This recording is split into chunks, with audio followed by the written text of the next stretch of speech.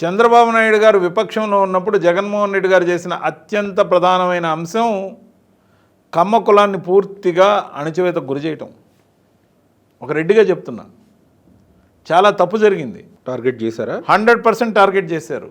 Okay. ఆ target చేయడంతో పాటు రెండోసారి మంత్రివర్గంలో ఒక్క కమ్మ సోదరుడికి కూడా మంత్రి పదవి ఇచ్చే అర్హత లేదా? మరి ఇవ్వలేదు. ఫలితం కుల పునరేకీకరణ.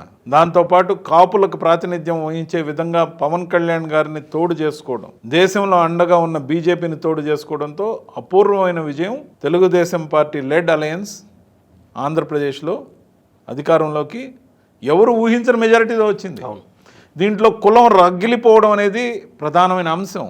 ఇందాక మీరు అన్నారు కాపుల సమావేశాలు జరిగినా, ఇప్పుడు రెడ్ల సమావేశాలు జరిగినా, రెడ్లందరూ కూడా చెప్పుకోవటం కోసం కాదు, విధానపరంగా కాపులే. ప్రతి రెడ్డి కాపే. కాపుల్లో అనేక కులాల్లో ఉన్నట్టే రెడ్లు కూడా కాపులుగానే ఉన్నారు, వేరువేరు కాదు. రెడ్డి అనేది కాపు కులంలో ఉన్న వాళ్ళలో కొంతమందికి ఒక టైటిల్, అలాగే కాపు కులంలో ఉన్న వాళ్ళలో కొంతమందికి నాయుడు అనేది ఒక టైటిల్. అదే కమ్మ కులంలో ఉన్న వాళ్ళకి నాయుడు అని కానీ చౌదరి అని కానీ ఉండేది ఒక టైటిల్. చౌదరులది వేరే కులం అని ఎవరైనా అంటే ఊరుకుంటారా? కమ్మ కులం.